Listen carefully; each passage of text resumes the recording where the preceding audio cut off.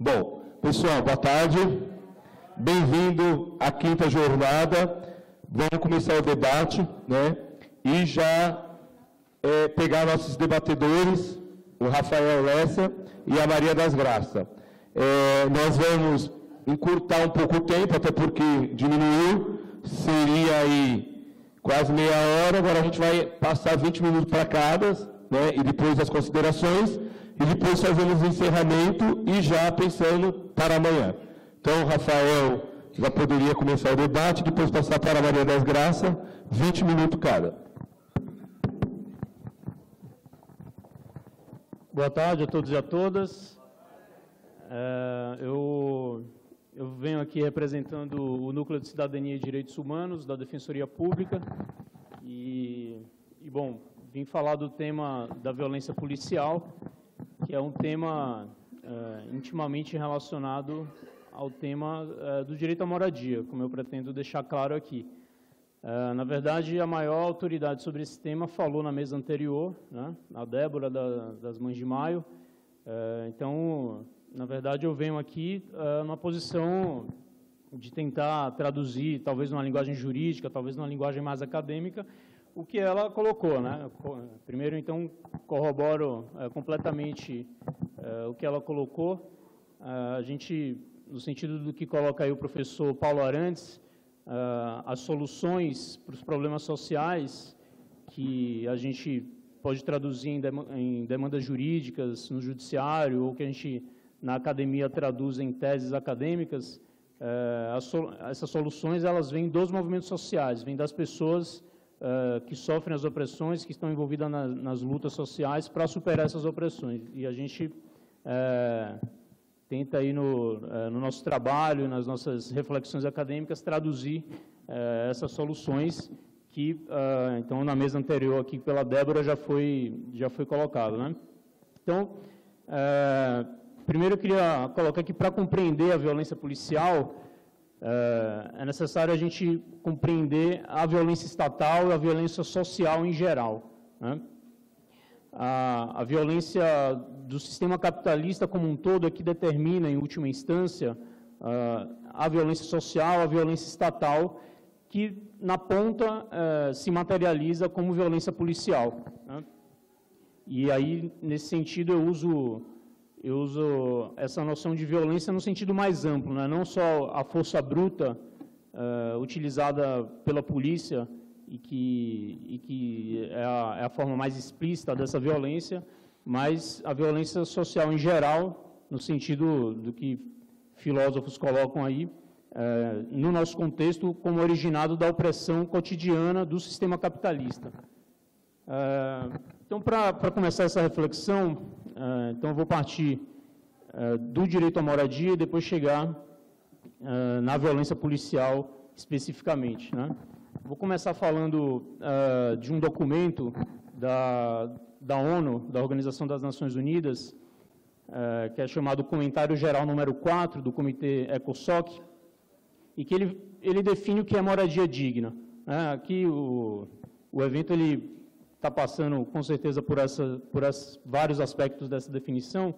Eu não vou exaurir aqui o que esse comentário coloca, mas vou tratar de alguns aspectos que vão nortear aqui as minhas colocações.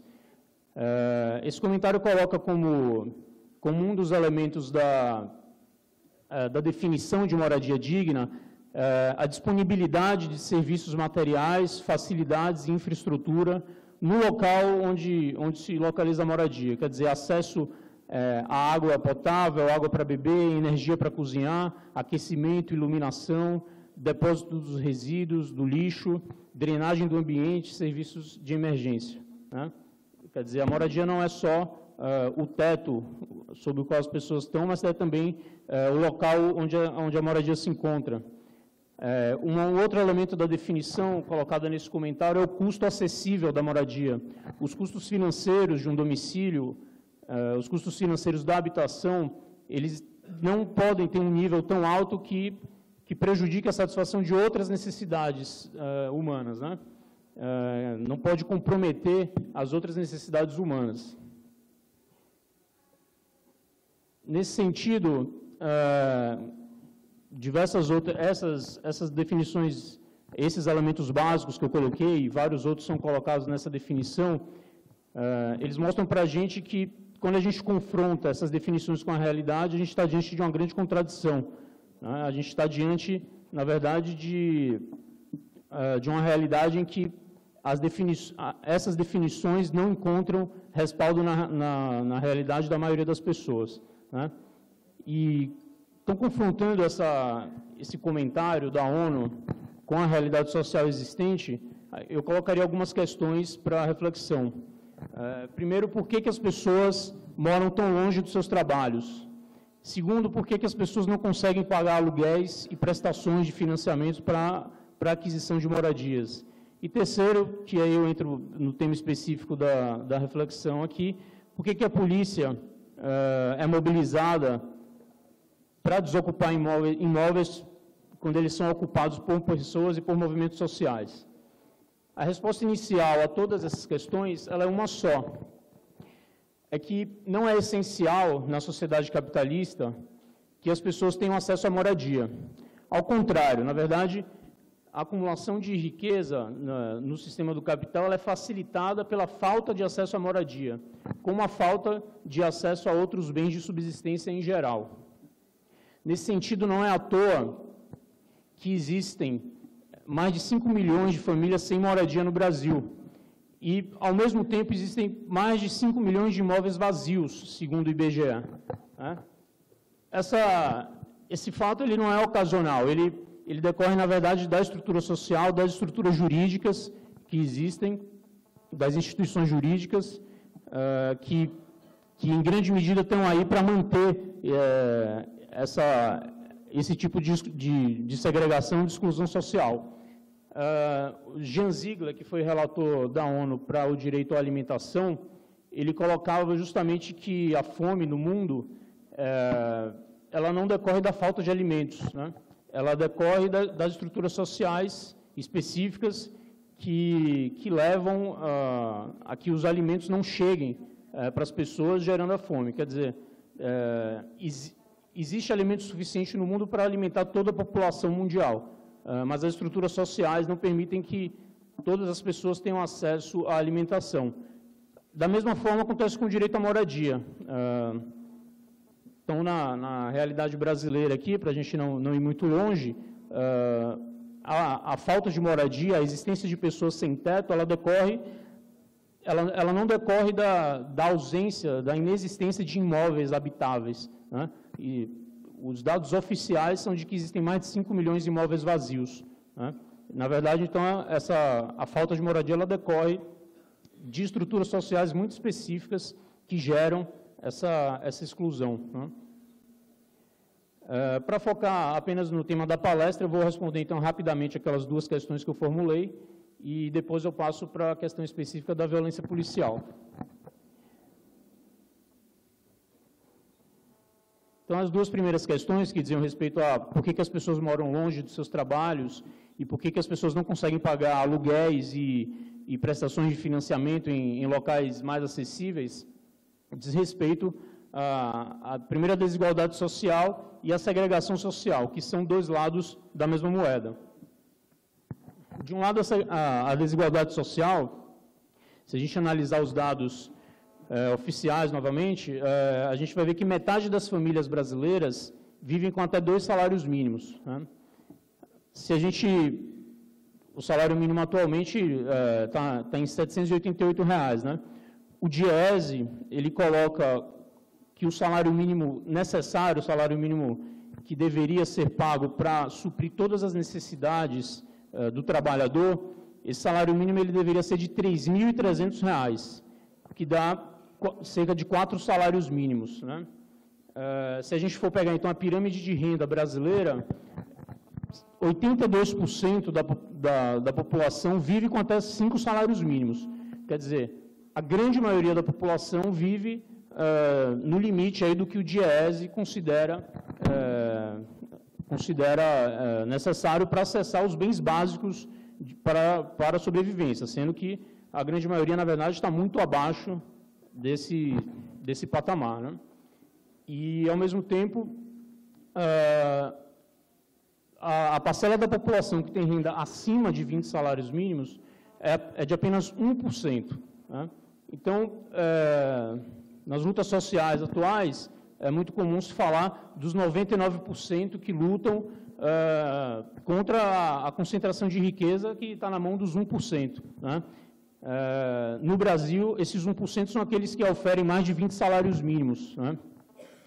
E essa é grosso modo falando, a estrutura da desigualdade social existente no Brasil, que se reproduz em todos os países onde o sistema capitalista se desenvolve.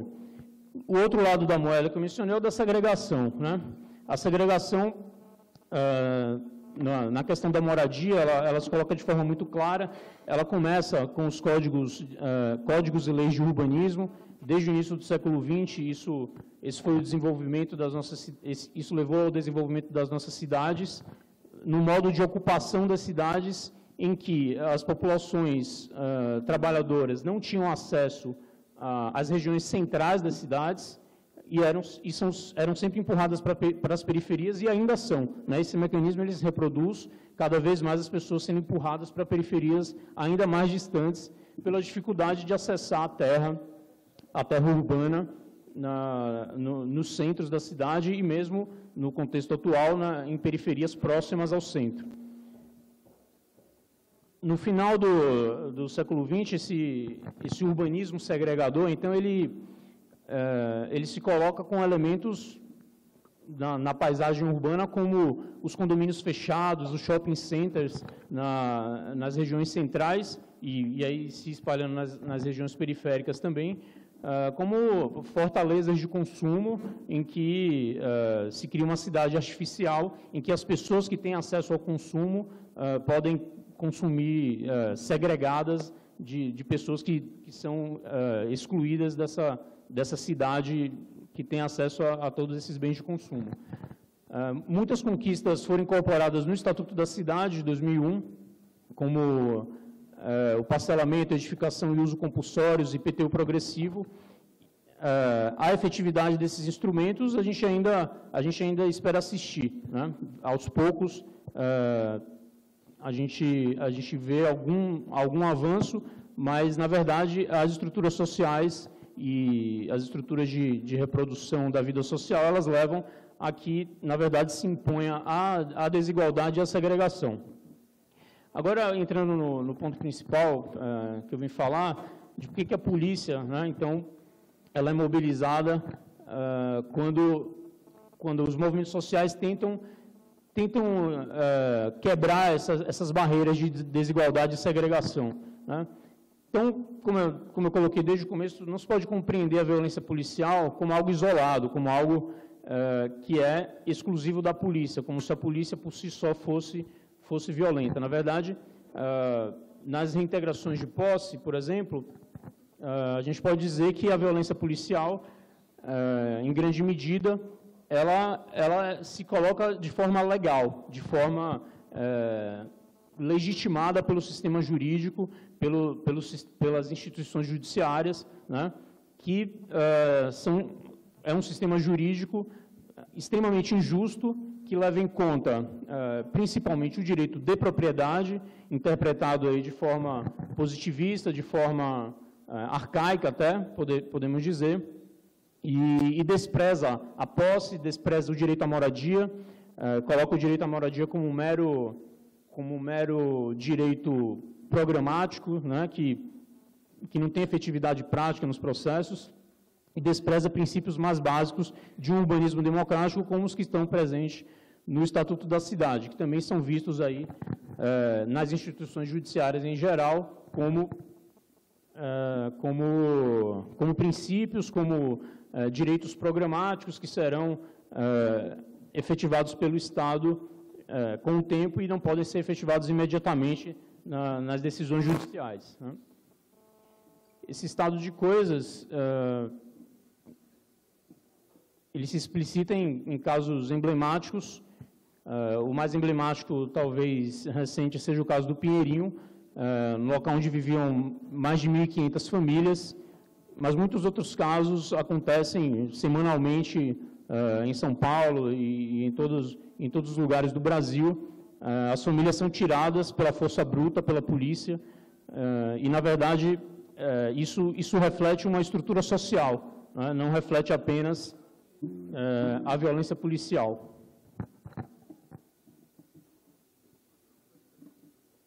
Se por um milagre a polícia brasileira se transformasse numa polícia britânica ou suíça que praticamente não usasse da força, na verdade, essas desocupações continuariam a acontecer, porque, como eu estou colocando, elas decorrem de uma estrutura social e de uma estrutura judiciária que impõe esse tipo de política, de segregação, de desigualdade. Falando de violência policial mais especificamente, uma das experiências que tem sido muito criticadas e que, na verdade, há poucos anos atrás eram colocadas como uma grande solução para o problema da segurança pública, são as UPPs do Rio de Janeiro, né? que supostamente estariam apoiadas aí num conceito de polícia comunitária, né? Que é um conceito que se está tentando usar também, por exemplo, em Paraisópolis, aqui em São Paulo, se pretende colocar lá uma base policial, supostamente comunitária, e, na verdade, o que os estudiosos sérios da segurança pública são unânimes em colocar, quanto a UPPs e quanto a um modelo de polícia comunitária, é de que nenhum problema social em favelas, em comunidades, pode ser resolvido se plantando lá um posto policial, né? E isso é uma grande ilusão, uma grande falácia que se coloca, como se coloca na questão da redução da maioridade penal, como se essas medidas fossem capazes de resolver problemas sociais que são muito profundos e que exigem uma série de investimentos, né? O que, então, os estudiosos colocam nesse tema é que não se faz política social com polícia, né? Essa é a cara da política social, no entanto, no período neoliberal do capitalismo, né? As políticas de segurança pública e as políticas criminais crescem na mesma medida em que as políticas sociais diminuem, no período neoliberal. Políticas de seguridade, de assistência social, de saúde, de educação, são tidas como políticas onerosas demais para um Estado que precisa gastar menos e que, por isso, recorre cada vez mais a políticas criminais, a políticas de segurança pública para a contenção da pobreza, para a contenção e aprofundando estruturas de desigualdade e segregação. E o destino das UPPs, que atualmente vem sofrendo uma série de problemas, só podia ser esse, né, que a gente está vendo. Eles acabam, depois de um tempo, num contexto social que é praticamente o mesmo que se encontrava antes, sem serviços públicos, com serviços públicos precários, com o urbanismo precário, com moradias precárias, as UPPs acabam se remilitarizando ou buscando convivências pacíficas no contexto social existente nessas favelas, né? O paroxismo desse controle, ele acontece quando você chama o Exército, por exemplo, na favela da Maré, no Rio de Janeiro, hoje é o Exército que está lá fazendo policiamento e na verdade, isso é só um reforço para o que a gente pode colocar aí como sendo um urbanismo militarizado, né, uma expressão do Stephen Graham, e, na verdade, um teórico dos países desenvolvidos, que, analisando os países desenvolvidos, descreve essa tendência a um urbanismo militarizado e que, na verdade, aqui no Brasil, se a gente for olhar bem, é toda a nossa história do período da redemocratização, em que a polícia militar atua com políticas não democráticas, com políticas que não foram pensadas na Constituição, no contexto da Constituição em geral, foram mantidas as estruturas da polícia militar que existiam antes da Constituição, que existiam no contexto da ditadura, né? Então, o urbanismo militarizado ele é um fenômeno muito conhecido para nós, né? E se no contexto capitalista desenvolvido ele tem aparecido como uma questão estrutural, aqui na periferia do sistema capitalista ele já muito existe. E os alvos do controle social, desse urbanismo militarizado, eles são os de sempre: negros, pobres, moradores de áreas empobrecidas da cidade.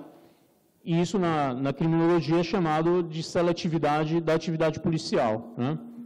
A atividade policial se volta, então, principalmente para essas populações, e isso para manter, então, voltando aí ao que eu vinha colocando antes, para manter essas estruturas de desigualdade e segregação.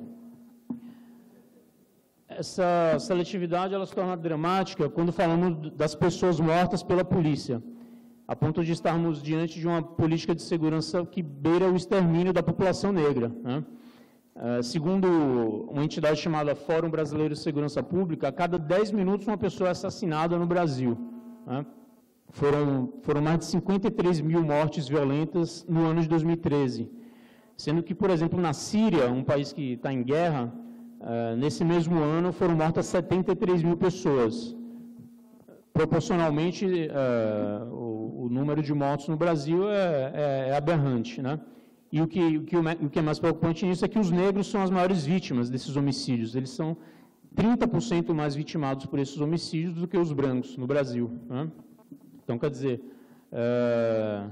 aumenta em 30% a chance de ser morto no Brasil se você é negro. Nesse contexto, a polícia, ao invés de contribuir para diminuir a violência social, é parte dos atores que incita essa violência, né? Como eu disse desde o início, a polícia se vale de força bruta e, na verdade, a violência social é que está por trás da força bruta da polícia, né? A violência social que segrega, que leva à desigualdade social e dominação é que está por trás dessa violência, e é isso que a gente tem que entender se a gente quer refletir devidamente sobre esse tema. A luta social, a resistência a essas estruturas deve ser capaz, então, de analisar exatamente a natureza dessas estruturas, porque são elas que precisam ser transformadas e precisam ser transformadas todas em conjunto, né? Então, não adianta supor que você vai fazer uma reforma na polícia para resolver problemas que são estruturais, socialmente arraigados. Então, não basta buscar o fim da violência policial, esse é uma das nossas finalidades. Essa é apenas a ponta visível de um problema muito mais amplo, né? Deve-se buscar o fim de todas as estruturas sociais de exclusão e violência, e numa discussão de direito à moradia, de direito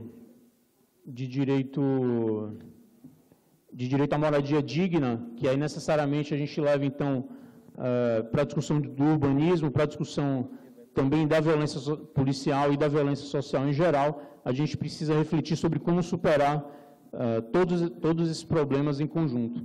É mais ou menos isso que eu tenho a dizer.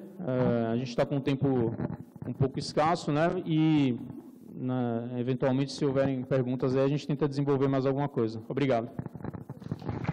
Valeu. Bom, obrigado, Rafael. E para que nós possamos continuar o nosso debate, vamos passar agora aqui para a Maria das Graças, né? Contribuir, né, aí com o tema, né, a criminalização dos movimentos sociais e populares. Bom, boa tarde a todos e todas.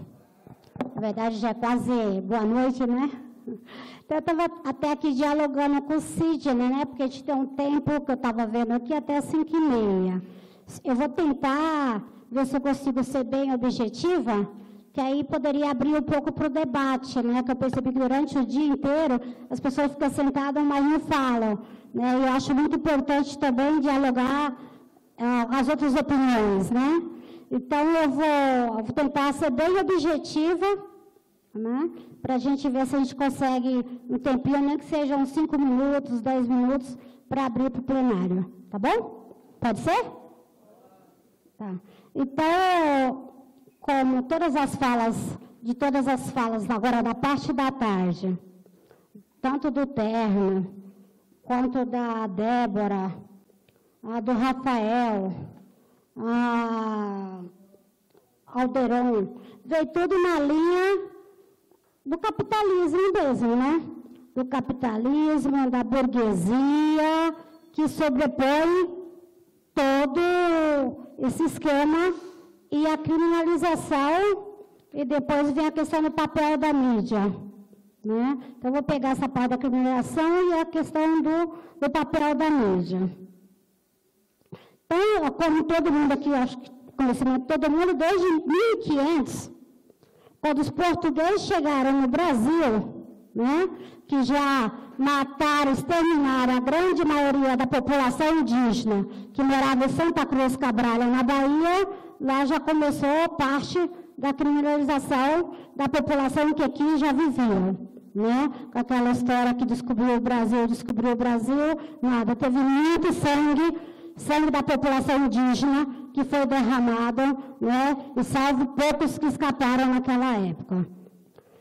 Então, hoje, se a gente pegar hoje a grande maioria da população nossa brasileira, são mulheres. Já começa por aí, né? Além de ser mulheres, aí vem uma outra população. A grande maioria da nossa população são negras ou afrodescendentes. Né?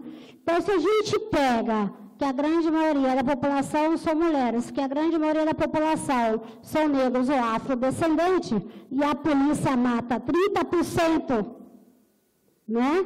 Mais que os outros países da população negra, então você já percebe como a criminalização no nosso país é muito forte. Se você pegar o país nosso, que é capitalista, né, e pega um país que vem aí, por exemplo, socialista, que tem um esquema de igualdade, distribuição de renda igualitária, né, onde todos têm acesso à escola pública, todos têm acesso à universidade, todos têm acesso ao mesmo patamar, desde a alimentação, como andar de carro ou andar de transporte público, né, já percebe que o nosso país é completamente diferente.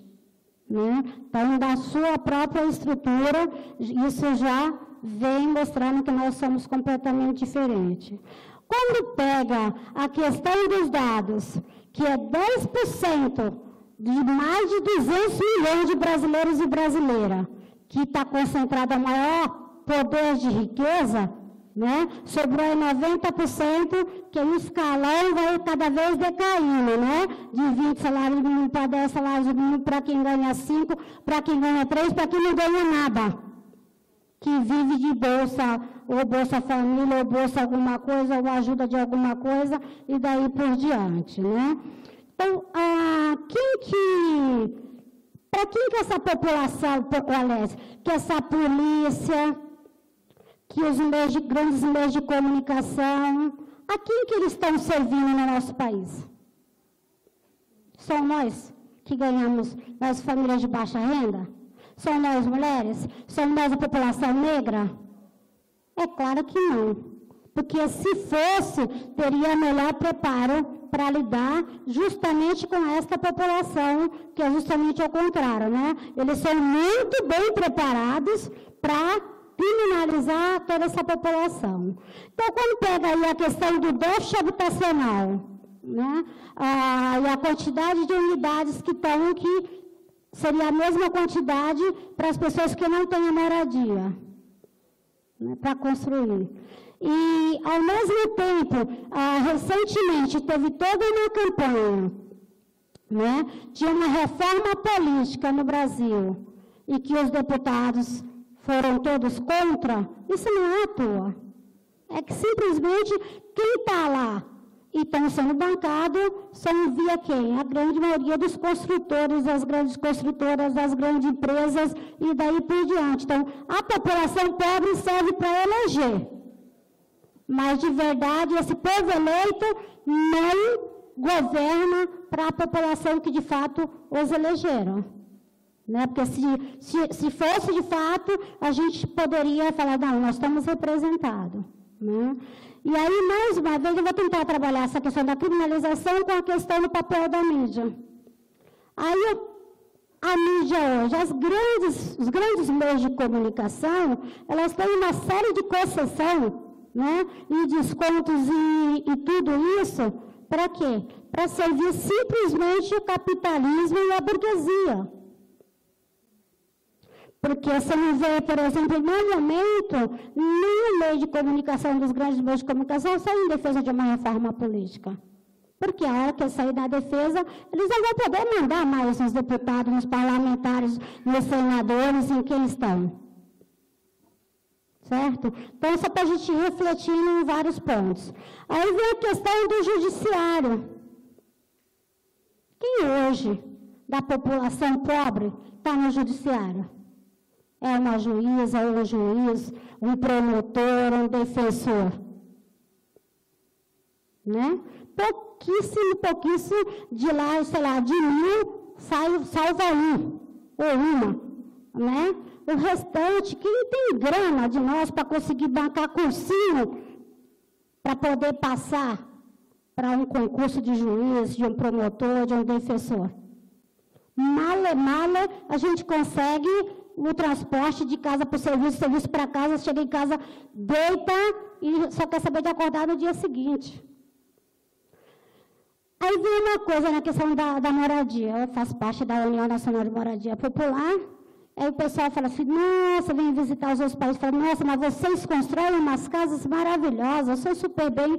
A gente não consegue entender como que o governo não consegue investir. Vocês acham que eles vão investir numa população que acorda cedo, vai lá trabalhar, volta, faz reuniões, discute tudo, que é tudo através da autogestão, discute tudo isso.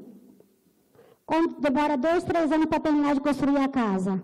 Você acha que a pessoa que vai, que faz reuniões, que debate, que participa de um nível de discussão que nós estamos fazendo aqui hoje, depois de 3 anos, ele é a mesma pessoa que começou? Com certeza não, né? Eles vão querer investir numa construção de moradia populares, onde as pessoas vão ter consciência do que eles vão defender, sair à rua e poder lutar? É claro que não. Então, é por isso que os governos não investem em políticas públicas que tenham participação popular. Né? E aí o pessoal fala assim, e os meios de comunicação não divulgam? É claro que não. Vai interessar os meios de comunicação? Também não. Agora, por exemplo, você pega a redução da maioridade penal.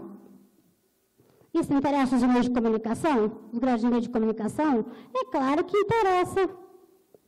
Né? Porque assim, você acha que quem vai para a cadeia? Né? Hoje tem quantidade de presídios para prender a metade dos que estão aí, que roubam no nosso país? Não tem. Não tem. Porque você pega desde o policial que entra na padaria e pede um copo de café e sai embora, não paga, dá tchauzinho, pega na mão e vai embora. Isso é corrupção. Né? Do outro que vai lá, da troca de favores, tudo isso é corrupção.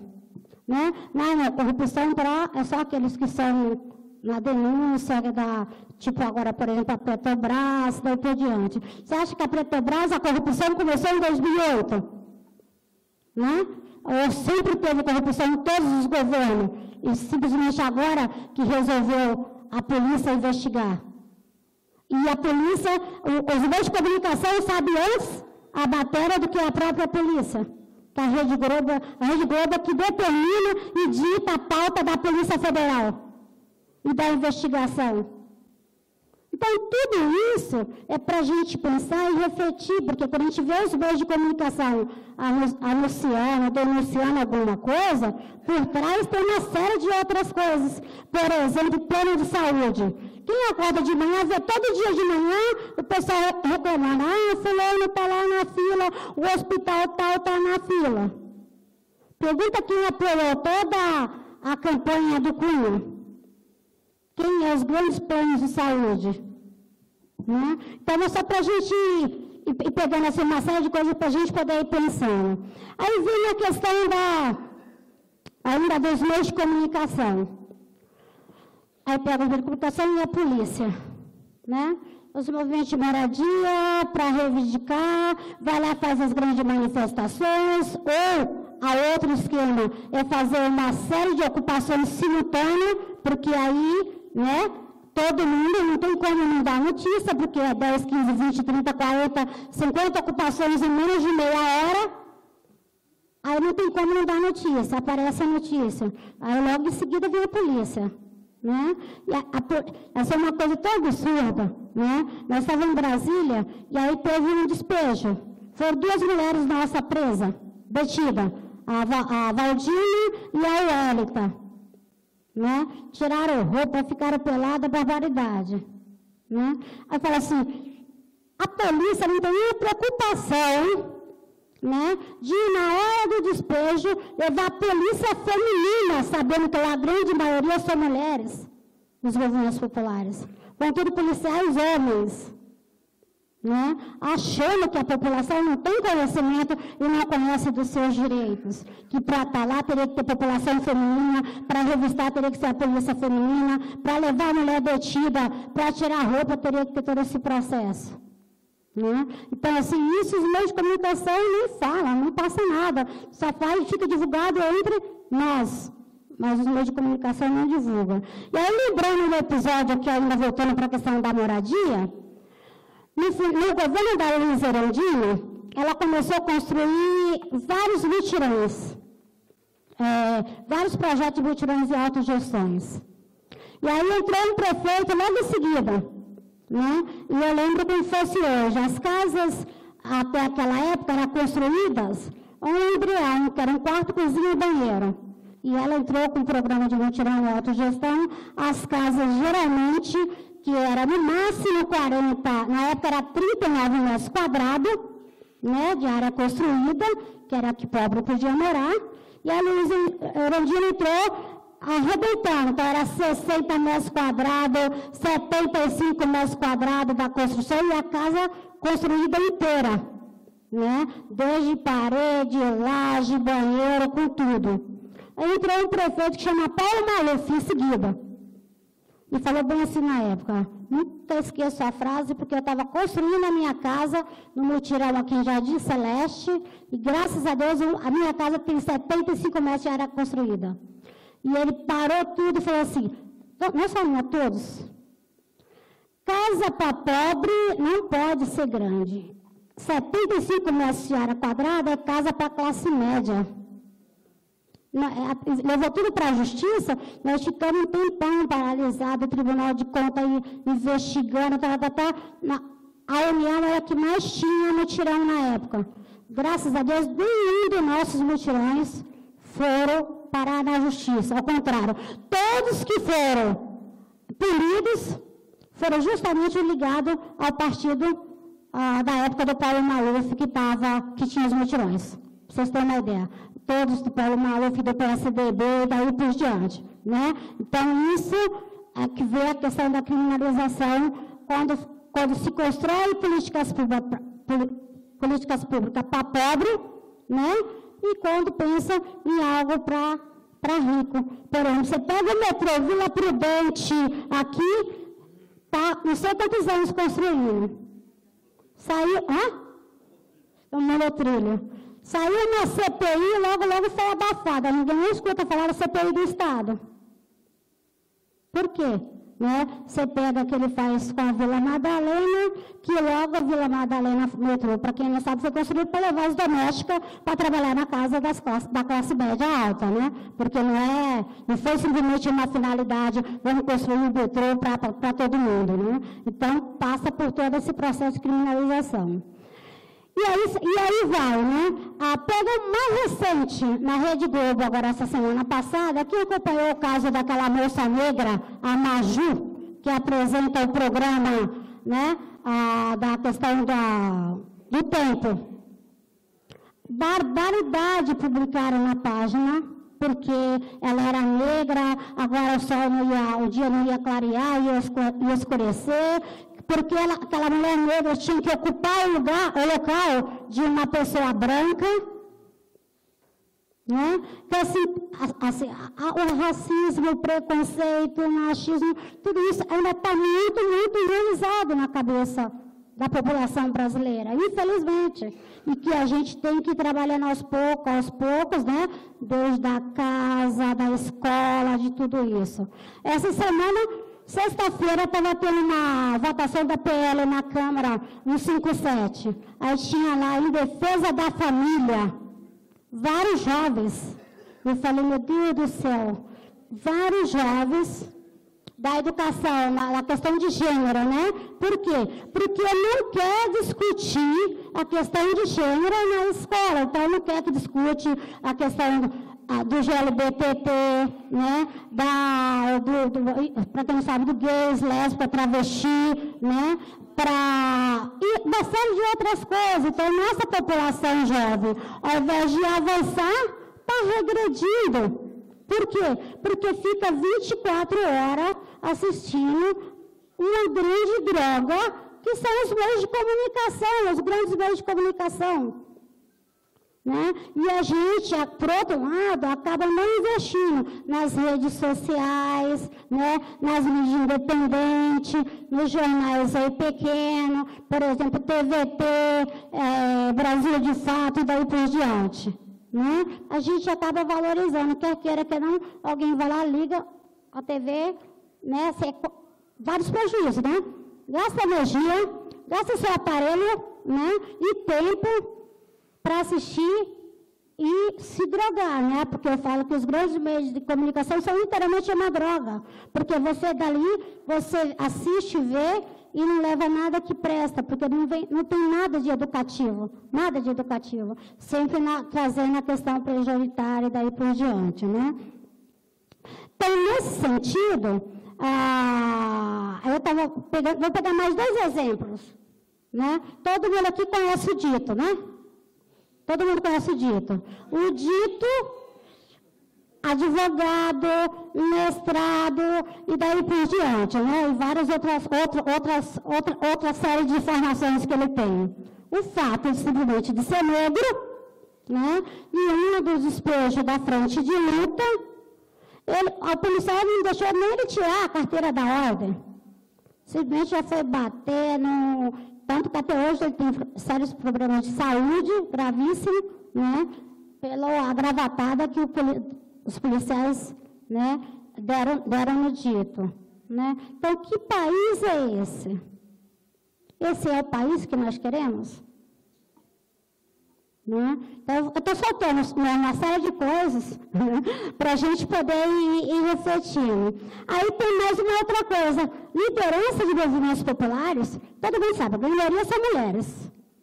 Né? Mas as lideranças de movimentos populares, se o próprio jornalista te liga, tem uma ocupação, tem um despejo, foi entrevista, primeira coisa que ele olha é o seu aparelho celular.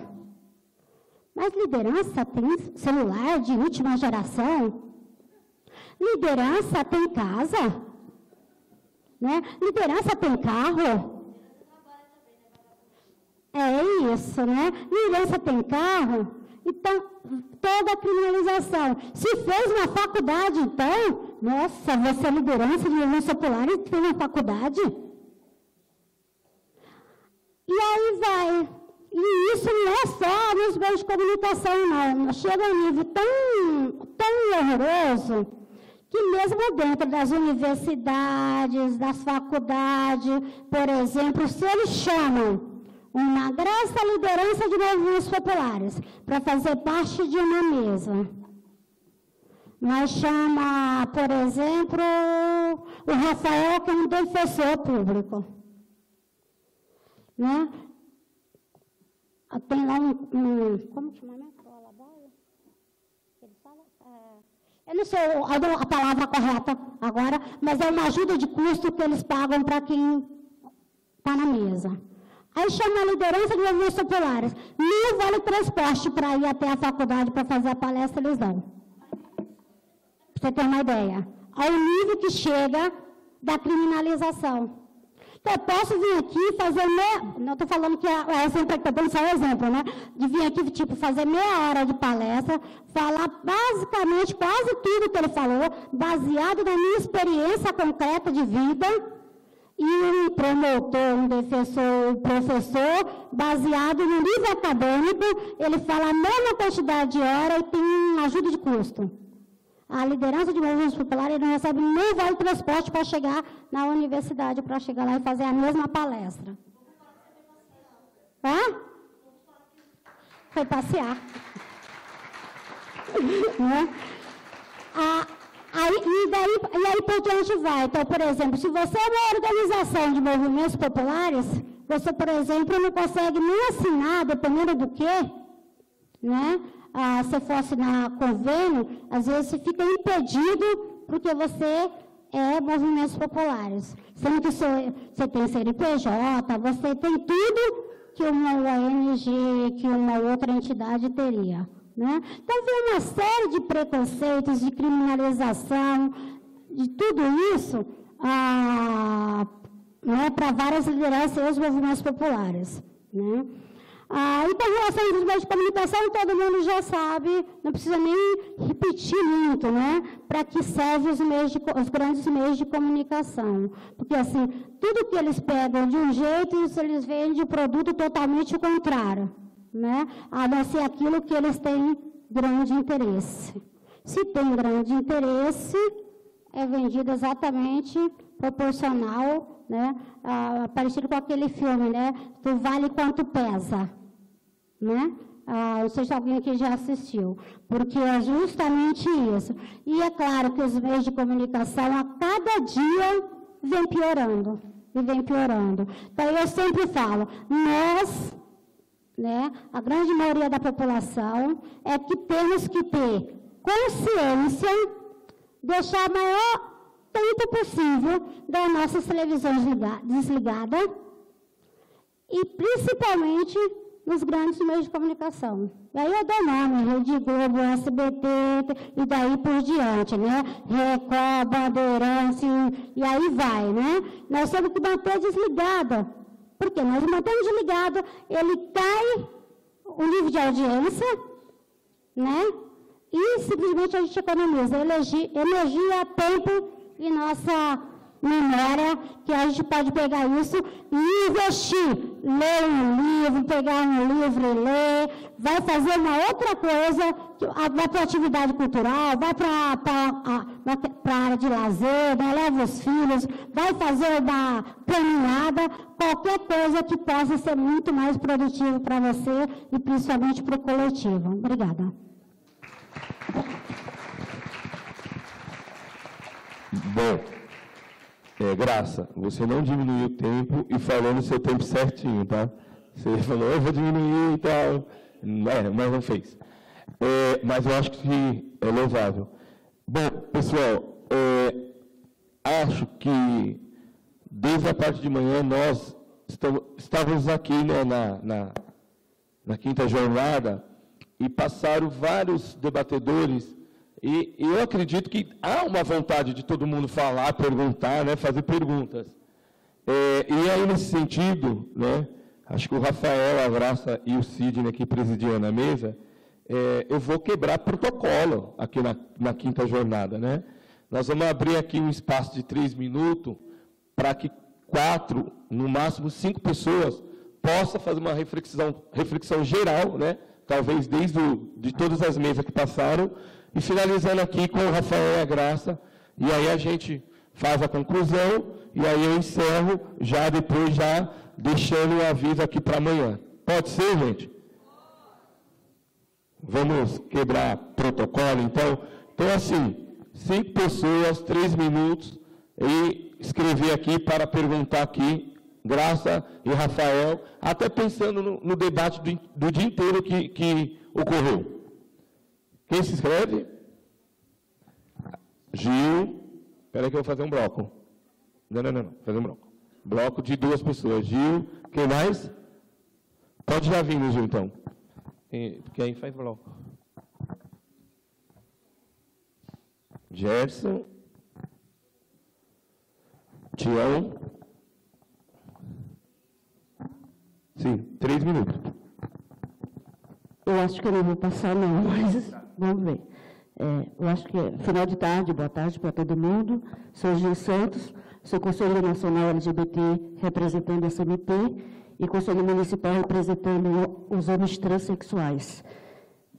Eu também sou coordenador de gênero no movimento de moradia da cidade de São Paulo e estamos no movimento aí como todo atuando no conjunto.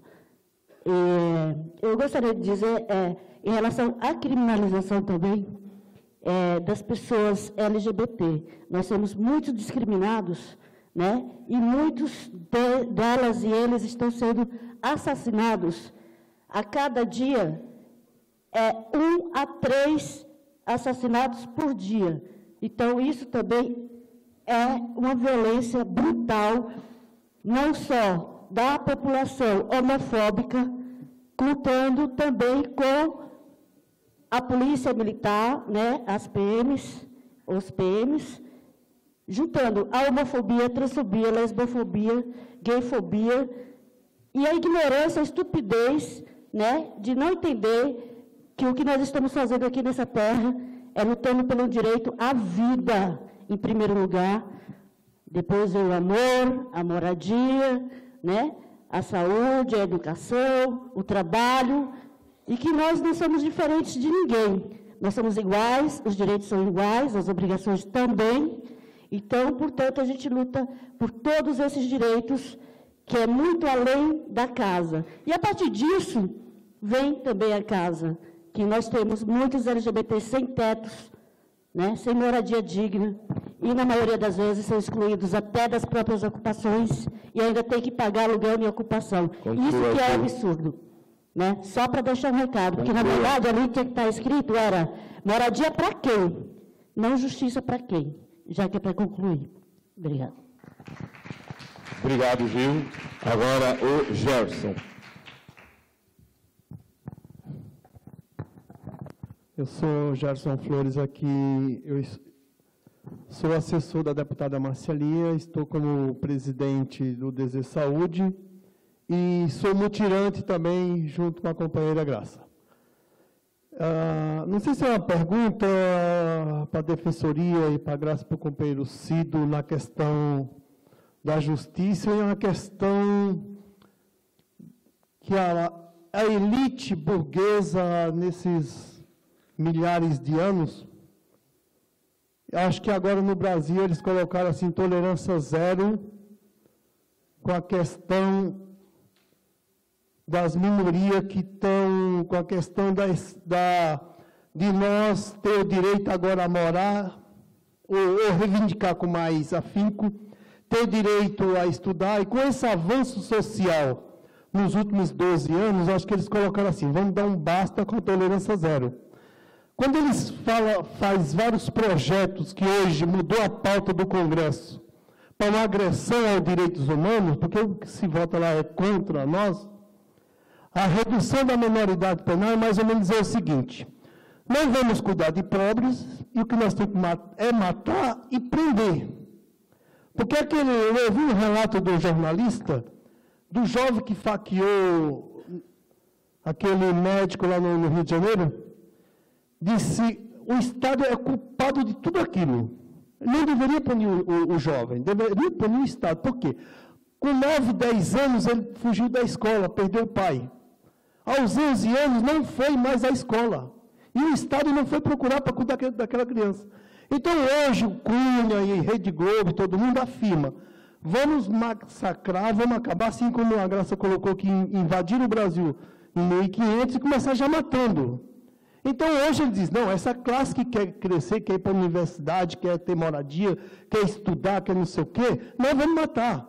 Não vamos dar moradia, não vamos dar direitos, né, de estudar, de lazer, de crescer uma criança decente. Não, vamos prender, vamos matar. Eu acho que é mais ou menos essa afirmativa. E isso nos preocupa muito, porque nós não conseguimos ainda, apesar desses 35 anos de, entre aspas, de democracia, falar para a nossa população, dizer, gente, vamos votar, vamos escolher nossos representantes. Conclua. Gente, vamos se organizar no movimento moradia. Não, hoje é contra nós mesmo, porque ser a favor da redução da menoridade penal é um absurdo. É pedir para matar nossos jovens, é nós dizer, não, me mate mesmo. Obrigado, Gerson. Tião, 3 minutos.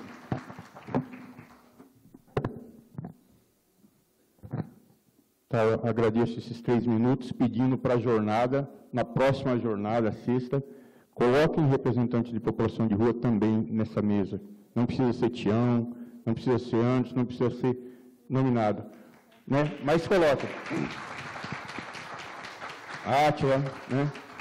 E das formas como é coberta a jornada da moradia, nas moradias, nos prédios, nas ocupações, a equipe de organização, quando a gente convidar, construímos a agenda juntos também, venham para as plenárias que a rua realiza em torno dessa jornada da moradia, né? Fica até para o próprio Rede Rua, nós somos parceiros. Venham também, porque a rua está entrando na discussão da moradia, e ela não pode ser tão fragilizada, mas como sempre foi. Porque é mais difícil para a rua essa parte de ser contemplado na questão da moradia. Tem essa questão de rendas também. E nós precisamos construir e fortalecer essa aproximação que existe entre a população de rua, Sidney, o Dito, o Raimundo, que traz essa aproximação, abre essa porta, no sentido de preparar também como é que, quando se acontece uma ocupação, por que não a população de rua também participar dessa ocupação? E quando participa, como preparar essa convivência boa de relação? E não alguns momentos que a gente vê que são frustrantes até, né? Porque precisa preparar também esse passo que é sair da rua para uma moradia. E fica um registro, então, que não pode faltar aqui, quando nós falamos de moradia, de propriedade, de posse, de escritura, seja lá o caramba que for, pensa-se muito em 4 paredes, cimento, alvenaria, reboco, telhado. Mas e o morador de rua que mora numa barraca? Quando toma a barraca dele, isso não é despejo? Não é? Não foi violado o direito dele de morar? Aquilo garantia para ele, minimamente, que a chuva não vai cair em cima dele, que o sereno e que ele não vai morrer congelado, que ele não vai morrer de hipotermia. E as barracas são tomadas, e quando não toma a barraca, toma os cobertores, toma os colchões, e é spray de pimenta, é água, é uma humilhação do caramba, todo dia acontece. Então nós temos que nos unir em torno disso, é a luta por moradia. Enquanto ele não chegou a esse passo, ele não quis ir para o albergue, e daí problema. Já tiveram no albergue, foram desligados, voltou para a calçada, conseguiu uma barraca, seja de lona, seja de plástico, aquilo tem que ser respeitado e, de alguma forma, tem que ser... Não é forma digna de moradia, não é. Mas é o pertence dele, a vida dele que está naquilo. Nesse sentido, já vou chamando para a gente fortalecer o pessoal que está na comunidade do cimento, ali na Moca, na Bresser. Até estranho, quem passa ali pensar que é o pessoal do Moinho, porque é uma outra forma que a rua se organizou para resistir nessa cidade. Eles partiram do simples barraco de plástico, estava cheio de barracos de madeirite, compensado, telhado, é quase que casas mesmo. E eles estão ali, a população de rua, resistindo sozinhos, com algumas pessoas, talvez, de pastoral que tentam ajudar, mas... E eu tive essa semana, conversando com eles sobre a pré-jornada, participamos também de uma caminhada lá pela Radial Leste, e eles estão tentando ver se amanhã vêm algumas pessoas, porque ainda não estão nesse processo, eles estão mais preocupados em cuidar aqui. Se nós sairmos, vão passar o trator por cima. Então, a gente precisa também fortalecer com a defensoria, com os movimentos sociais, aquele pessoal, né? Eles não estão receptivos a diálogos, porque se sentem sós. Mas se a gente começa a se aproximar, para saber, nós estamos todos juntos nessa luta, né? E é isso, fica o agradecimento de participação da população de rua nessa quinta jornada, sim, que ela existe. A Átila, os companheiros, nós estamos mobilizando uma forma de trazer o pessoal amanhã nas oficinas para ficar registrado. A população de rua participou e quer continuar, e como que a gente vai fazer isso acontecer? Como que a gente vai fazer com que a locação social, com que a moradia chegue também para o morador de rua? Eu não conquistei minha moradia até hoje. Reza a lenda por aí que eu conquistei, não conquistei até hoje. Mas por quê? Concluo, que nas oportunidades de construir a moradia para a população de rua, chamou só liderança. Toma sua casa, toma sua casa. Isso não é contemplar a população de rua, e nós temos que fazer isso acontecer para a população de rua num todo. Obrigado.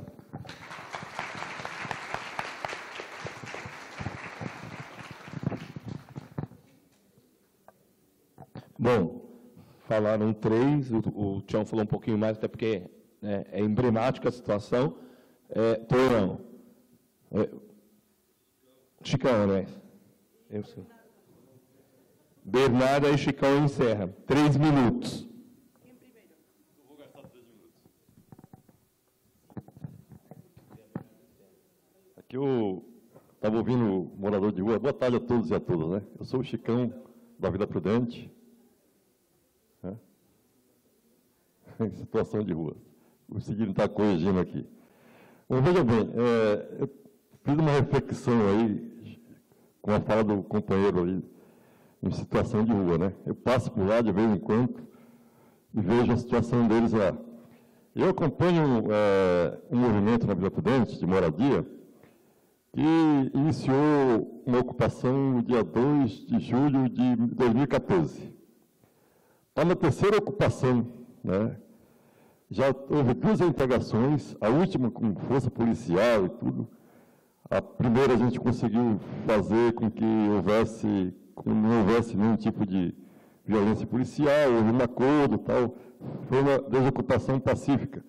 A segunda também, a gente negociou com a PM, mas mesmo assim você viu os tratores passaram por cima dos barracos, de 2 ocupações que a gente tinha lá, e a gente está na 3ª. E aí eu estava observando as ocupações, em cima da parte mais alta de uma ocupação, aquelas pessoas fazendo seus barracos com pedaços de madeira, catando coisa na rua e tal. E eu cheguei a uma reflexão, viu, Graça, que você falava do sistema capitalista. Eu acho que vou até colocar uma faixa lá para chamar bem a atenção do que é a ocupação. A ocupação é o campo de refugiados dos excluídos do sistema capitalista. Era isso. Bernarda. Parabéns. 3 minutos. Obrigada. Boa tarde a todas e todos. Bernarda, da União dos Movimentos Moradia, Região Sudeste e da Marcha Mundial das Mulheres. Queria, primeiramente, já trazer uma reflexão da companheira da mesa anterior, dizendo que nós, mulheres encarceradas, sim, nós parimos algemadas. É uma constatação que a Marcha Mundial das Mulheres há muito tempo está querendo mudar essa situação. As mulheres que estão grávidas vão parir algemadas e não tiram as algemas. É uma grave violência que nós sofremos todos os dias nas cárceres, né? Agora a questão da redução da maioridade penal. Desafortunadamente, aqui no Brasil, foi avançando essa ideia de redução da maioridade penal e a maioria da população praticamente está a favor.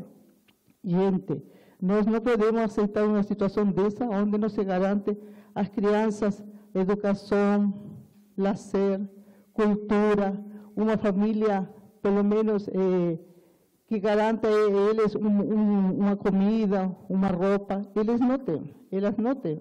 E isso é uma verdade, que a gente vive, nós somos uns burguesas, um pouco distantes dessa situação de empobrecimento das bordas da cidade, da periferia da cidade, das quebradas da cidade. A gente ignora isso. A violência policial, que o governador Alckmin nega 100% que não tem, nós vivemos todos os dias essa violência.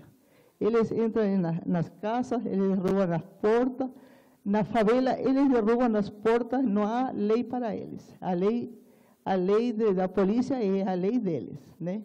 Agora, é uma questão que se falou agora na mesa, se falou que nós pobres servimos para eleger os políticos, né?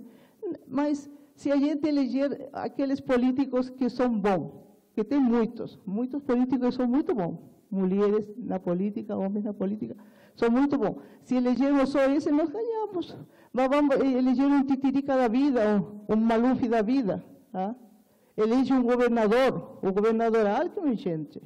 Esse governador, ele está no poder porque a mídia encobre ele, a mídia blinda ele. Tá? Ele nega a situação da água, ele não coloca 1 centavo para a moradia, o recurso. Para o Conselho Estadual da Habitação, até hoje ele diz que vai fazer, está ali engavetado há não sei quantos anos, depois da 5ª Conferência Estadual da cidade, não aconteceu nada até agora. E assim, nós nos reunimos na quinta jornada pela moradia digna, e nós avançamos em nós a mesa, parabéns à mesa anterior e esta mesa também, sempre nos trazem novidades, notícias de que o jornal não fala, a mídia não fala, porque tudo isso que nós estamos falando aqui, quem devia falar é a mídia. Apenas nós viríamos aqui a resolver. Agora, nós temos que vir aqui para saber, porque a mídia só fala de futebol e crimes, né? E fala mal de nós mulheres, dizendo que nós somos fogosas, que nós mais, só servimos para vender cerveja na televisão, né? Para isso a gente aparece, mas para coisas boas, que temos capacidade, não aparece. Uma outra questão também de nós feministas. E tirar a palavra de gênero do Plano Municipal de Educação é um grave retrocesso. Retrocesso de reduzir a maioria penal, em que nossas crianças não têm o direito à educação, as escolas estão todas sucateadas. Tirar a palavra de gênero do Plano Municipal e Estadual de Educação, outro retrocesso. E estamos vendo um Congresso conservador, ditatorial, fascista, isso. E que reflete um pouco o que nós somos, mas nós temos que mudar, e mudar todo mundo, e mudar a família, todo mundo. Obrigado, Bernarda. Queria agora passar aqui, né, essa reflexão e as contribuições, né, que foram aqui colocadas, da Gil, do Gerson, do Tião, do Chicão, o Gil, o Gerson, né, o Tião, o Chicão e a Bernarda, tá? Aqui para nossos debatedores, passar aqui para o Rafael, concluir, e a Maria das Graças.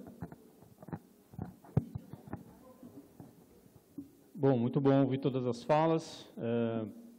Queria, só para finalizar, ressaltar aí esse conceito de urbanismo militarizado, né? Acho que nesse tema da violência policial e na relação aí com o direito à moradia, os movimentos precisam se apropriar desse conceito de urbanismo militarizado. Com ele a gente compreende aí a repressão aos pobres e aos excluídos. No contexto brasileiro, em 5 anos, a polícia matou 11 mil pessoas. Para a polícia norte-americana, que também é uma polícia extremamente violenta, matar o mesmo número de pessoas, ela precisou de 30 anos, né, no país inteiro, né? Esse número, na verdade, de 11 mil mortos da polícia no estado de São Paulo só, então proporcionalmente é um número muito maior no estado de São Paulo, de mortos pela polícia. Ao mesmo tempo, a repressão aos movimentos sociais faz parte também desse contexto de urbanismo militarizado, e essa repressão ela ocorre a movimentos sociais específicos, né, movimentos sociais que lutam por avanços anticapitalistas, porque, por exemplo, numa manifestação contra o governo Dilma, que não tem nada de pauta progressista, na verdade a polícia está lá abraçando os manifestantes, né, e fazendo uma contagem totalmente distorcida, colocando mais de 1 milhão de pessoas rapidamente ocupando a Avenida Paulista, uma coisa até impossível. Então, queria trazer um pouco essa reflexão e, como eu coloquei no começo, acho que é a luta dos movimentos sociais e a resistência que coloca na mesa as soluções que a gente tem para os problemas sociais que existem, né? Essa mobilização, na perspectiva teórica, aí, por muito tempo, ela se colocou como uma mobilização dos proletários, das classes trabalhadoras. Isso continua acontecendo basicamente nessa perspectiva. São as pessoas que vivem da sua força de trabalho que são excluídas da riqueza social produzida, que é acumulada na mão de minorias, na mão principalmente dos 1% mais ricos, né, que acumulam sem fim. Essa é a lógica do sistema capitalista. E o David Harvey ele usa o conceito aí dos despossuídos, né, aqueles que no sistema capitalista vão perdendo suas casas, vão perdendo a possibilidade até de acessar uma moradia por meio de um aluguel, pessoas que perdem casas por dívidas com o banco, todas essas pessoas precisam se mobilizar e nas lutas sociais achar soluções para esses problemas sociais. Espero ter contribuído minimamente aí para a gente continuar a reflexão sobre esse problema da violência policial e da violência social em geral, que enseja a violência policial do nosso contexto. Valeu. Graças. 5 minutos certinho, 5 minutos, e a gente vai encerrar certinho aqui. Bom, dessa vez eu vou procurar ser bem rápida. Então, tenho certeza, né? É o momento para a gente trazer bastante gente amanhã, porque tem várias oficinas, né? Para a gente poder parar, refletir, porque às vezes a gente vai tão no ritmo, né? Daquela coisa, 3 horas para chegar no trabalho, 3 horas do trabalho para casa, mais o tempo de trabalho chega, não consegue pensar. E esse é o momento que a gente escuta, para e pensa, né? Aí para casa a gente vai refletindo. Porque se a gente não parar para ouvir, pegar o que está acontecendo no nosso entorno, né, da nossa realidade, um pouco baseado nisso, né? O que os meios de comunicação estão falando? O que é real, na verdade, né? Porque, assim, a gente vê, parece que não, mas nesse mais de 1.500 anos, é mais de 500 anos, né? Quantas presidentes mulheres nós tivemos no Brasil? Né? É a primeira mulher presidenta no Brasil. Né? Quantas deputadas a gente tem? Quantas senadoras a gente tem? Quantas mulheres estão envolvidas nas denúncias de corrupção?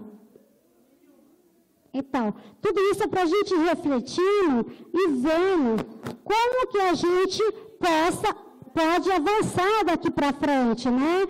E tudo isso, não é só, vamos agora construir casa, vamos investir na educação, mas a nossa participação nos trabalhos coletivos, não só no individualismo, né? Mas procurar trazer isso para a nossa convivência, para a nossa casa, mas também para os trabalhos coletivos na nossa comunidade, onde a gente vive, né?